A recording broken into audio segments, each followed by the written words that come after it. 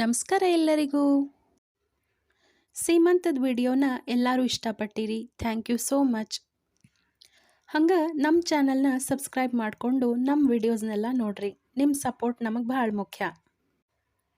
ಸೀಮಂತ ಎಲ್ಲ ಆದಮೇಲೆ ಮಗು ಹುಟ್ಟಿದ ಮೇಲೆ ಮಾಡುವಂತಹ ಸಂಸ್ಕಾರಗಳಲ್ಲಿ ಮೊದಲೇದು ಯಾವುದಂದ್ರೆ ಅದು ಜಾತಕರ್ಮ. ಪ್ರತಿಯೊಬ್ಬ ತಂದೆ ತಾಯಿಗೂ ತಮ್ಮ ಮಕ್ಕಳು ಒಳ್ಳೆ ಸಂಸ್ಕಾರವಂತರಾಗಬೇಕು, ಸಮಾಜದಲ್ಲಿ ಒಳ್ಳೆ ಸ್ಥಾನಮಾನ ಸಿಗಬೇಕು, ಆಯುಷ್ಯವಂತರಾಗಬೇಕು, ಹಂಗೆ ಆರೋಗ್ಯವಂತರಾಗಬೇಕು ಅನ್ನುವಂಥ ಆಸೆ ಇದ್ದೇ ಇರ್ತದೆ.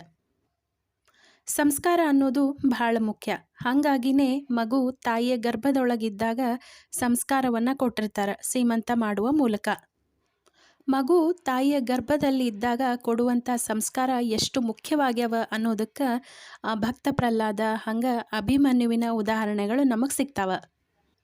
ಮಗು ತಾಯಿಯ ಗರ್ಭದೊಳಗಿದ್ದಾಗ ತಾಯಿ ಯಾವುದ್ರ ಬಗ್ಗೆ ಕೇಳಿರ್ತಾಳೋ, ಯಾವುದನ್ನು ಓದಿರ್ತಾಳೋ, ಯಾವುದ್ರ ಬಗ್ಗೆ ಬಯಸಿರ್ತಾಳೋ ಅದೆಲ್ಲನೂ ಹುಟ್ಟಿದ ಮೇಲೆ ಮಗುವಿನೊಳಗೆ ನೋಡ್ಬೋದು. ಹಿಂಗೆ ಮಗು ಹುಟ್ಟಿದ ಮೇಲೆ ಮಾಡುವಂತಹ ಮೊದಲೇ ಸಂಸ್ಕಾರ ಅದು ಜಾತಕರ್ಮ. ಜಾತಕರ್ಮದಿಂದ ಹಿಡಿದು ಮಗುವಿನ ವಿವಾಹದವರೆಗೂ ಮಾಡುವಂಥ ಎಲ್ಲ ಸಂಸ್ಕಾರಗಳನ್ನು ಬೀಜ ಸಂಸ್ಕಾರಗಳಂಥೇಳಿ ಕರೀತಾರೆ. ಜಾತಕರ್ಮ ಸಂಸ್ಕಾರ ಅಂದ್ರೆ ಮುಖ್ಯವಾಗಿ ಮಗು ಹುಟ್ಟಿದ ಕೂಡ್ಲೇನ ತಂದೆ ಮಾಡುವಂಥ ಸಂಸ್ಕಾರ. ಈ ಸಂಸ್ಕಾರಕ್ಕನ ಜಾತಕರ್ಮ ಅಂಥೇಳಿ ಕರೆಯೋದು. ಮೊದಲೆಲ್ಲ ಮಗುವಿಗೆ ಜನ್ಮ ನೀಡುವಂಥ ಕ್ರಿಯೆಗಳೆಲ್ಲ ಆಗ್ತಿದ್ದಿದ್ದು ಮನೆಯೊಳಗನ. ಸೂಲಗಿತ್ತಿಯರು ಮತ್ತು ಧೈರ್ಯ ಇರುವಂಥ ಹೆಣ್ಣು ಮಕ್ಕಳು ಬಹಳ ಮುಖ್ಯವಾದಂಥ ಪಾತ್ರವನ್ನು ಈ ಹೆರಿಗೆ ಸಂದರ್ಭದೊಳಗೆ ವಹಿಸ್ತಿದ್ರು. ಹಿಂದಿನ ಕಾಲದೊಳಗೆಲ್ಲ ಮನೆಯೊಳಗಿರುವಂಥ ವಾಯುವ್ಯ ದಿಕ್ಕಿಗೆ ಬರುವಂಥ ಒಂದು ರೂಮಿಗೆನ ಬಾಣಂತಿ ರೂಮ್ ಅಂಥೇಳಿ ಕರಿತಿದ್ರು. ಮನೆಯೊಳಗೆ ಗರ್ಭಿಣಿ ಇದ್ದಾಳ ಮತ್ತಕ್ಕಿಗೆ ದಿನ ತುಂಬ್ಲಿಕ್ಕತ್ತ ಒಂದು ಕುಳೆನ ಆ ರೂಮನ್ನು ಸ್ವಚ್ಛ ಮಾಡಿಡ್ತಿದ್ರು. ಅರಿಶಿನ ಗೋಮಯದಿಂದ ಬಳಸಿ ಆ ರೂಮನ್ನು ಶುಚಿಗೊಳಿಸ್ತಿದ್ರು.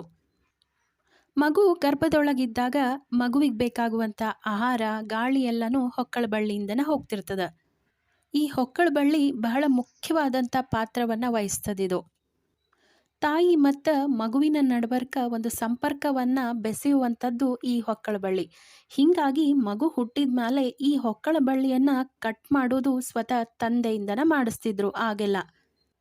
ಇಲ್ಲ ಅಂದ್ರೆ ತಂದೆಯ ಸಮ್ಮುಖದೊಳಗೆ ಸೂಲಗಿತ್ತಿಯರು ಆ ಕೆಲಸವನ್ನು ಮಾಡ್ತಿದ್ರು. ಈ ಹೊಕ್ಕಳ ಬಳ್ಳಿಯನ್ನು ಕತ್ತರಿಸ್ಬೇಕಾದ್ರೆ ಮಂತ್ರಘೋಷಗಳನ್ನು ಹೇಳಿಸ್ತಿದ್ರು. ಮಗು ಹುಟ್ಟಿದ ಮೇಲೆ ಮಗುವಿನ ಹೊಕ್ಕಳ ಬಳ್ಳಿಯನ್ನು ಮಂತ್ರಘೋಷಗಳ ಸಮ್ಮುಖದೊಳಗೆ ಕಟ್ ಮಾಡೋದಕ್ಕನ ಜಾತಕರ್ಮ ಅಂಥೇಳಿ ಕರೀತಾರೆ. ಆಮೇಲೆ ಮಗುವಿನ ಹುಟ್ಟಿದ ಸಮಯವನ್ನು ತಿಳಿಸಿ ಮಗುವಿನ ಕುಂಡಲಿ ಅಂದರೆ ಜಾತಕವನ್ನು ಬರೆಸ್ತಿದ್ರು. ಮಗು ಗರ್ಭದೊಳಗಿದ್ದಾಗ ಒಂದೊಂದು ಸರಿ ನೀರು ಕುಡಿದಿರ್ತದೆ, ಇಲ್ಲ ಮೋಷನ್ ಮಾಡ್ಕೊಂಡಿರ್ತದೆ. ಇನ್ನೂ ಕೆಲವೊಂದು ಸಲ ತನ್ನ ಹೊಕ್ಕಳ ಬಳ್ಳಿಯನ್ನು ತನ್ನ ಕುತ್ತಿಗೆಗೆ ಸುತ್ಕೊಂಡ್ಬಿಟ್ಟಿರ್ತದೆ. ಈ ಎಲ್ಲ ದೋಷಗಳು ಮಗುವಿಗೆ ತಾಕಬಾರ್ದು ಅನ್ನೋದಕ್ಕನ ಈ ಜಾತಕರ್ಮವನ್ನು ಮಾಡಿಸ್ತಿದ್ರು. ಇದರಿಂದ ಮಗು ಆಯುಷ್ಯವಂತಾಗ್ತದೆ ಮತ್ತು ಆರೋಗ್ಯವಂತನಾಗ್ತಾನೆ ಅನ್ನುವಂಥ ನಂಬಿಕೆ ಇತ್ತು. ಹುಟ್ಟಿದಂಥ ಮಗುವಿಗೆ ಆರೋಗ್ಯ ಮತ್ತು ಆಯಸ್ಸು ಇದ್ದಿದ್ರೆ ಮಗು ಜೀವನದೊಳಗೆ ಏನು ಬೇಕಾದನ್ನು ಸಾಧಿಸ್ಬೋದು.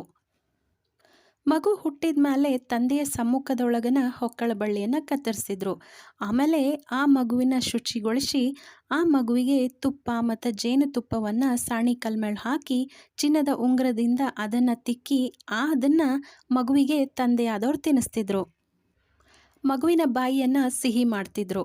ಆಮೇಲೆ ಮುಖ್ಯವಾಗಿ ಮಗುವಿಗೆ ಬೇಕಾಗದ್ದು ತಾಯಿಯ ಹಾಲು. ಆಮೇಲೆ ತಾಯಿ ಹಾಲನ್ನು ಕುಡಿಸ್ತಿದ್ರು. ಮಗುವಿನ ತಲೆಯಿಂದ ಕಾಲಿನವರೆಗೂ ತಂದೆ ಆದವರು ತಮ್ಮ ಕೈಯಿಂದ ಸ್ಪರ್ಶವನ್ನು ಮಾಡ್ತಿದ್ರು. ಆಮೇಲೆ ಮಗುವಿನ ನೆತ್ತಿಯನ್ನು ತಂದೆ ಮೂಸಿ ನೋಡ್ತಿದ್ರಂತ. ಯಾಕಂದ್ರೆ ಮಗುವಿನ ನೆತ್ತಿ ಮೇಲೆ ಬ್ರಹ್ಮರಂಧ್ರ ಇರ್ತದೆ ಮತ್ತು ಈ ರಂಧ್ರದ ಮೂಲಕ ಗಾಳಿ ಹೊರ ಹೊಮ್ತದಂತ. ಆ ಗಾಳಿಯನ್ನು ತಂದೆ ಮೂಸಿ ನೋಡಬೇಕು. ಇದ್ರ ಮೂಲಕ ಈ ಮಗು ನಮ್ಮ ಕುಟುಂಬಕ್ಕೆ ಸೇರಿದ್ದು ಅನ್ನೋದು ಒಂದು ನಂಬಿಕೆ.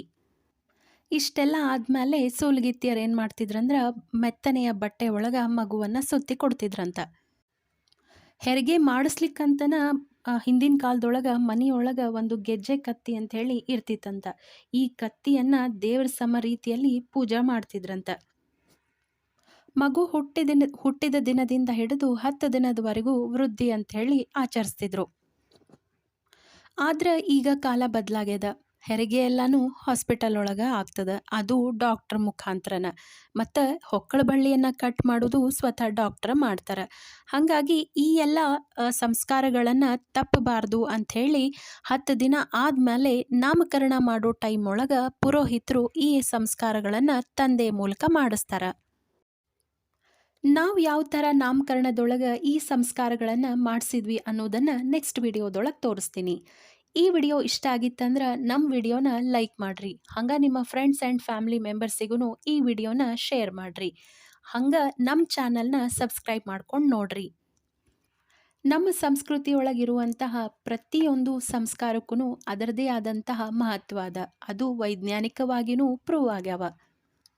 ಹಾಗಾಗಿ ಈ ಎಲ್ಲ ಸಂಸ್ಕಾರಗಳ ಬಗ್ಗೆ ತಿಳ್ಕೊಂಡು ಅದನ್ನು ಆಚರಣೆ ಮಾಡಿದಾಗ ಅದಕ್ಕೊಂದು ಮಹತ್ವ ಬರ್ತದೆ.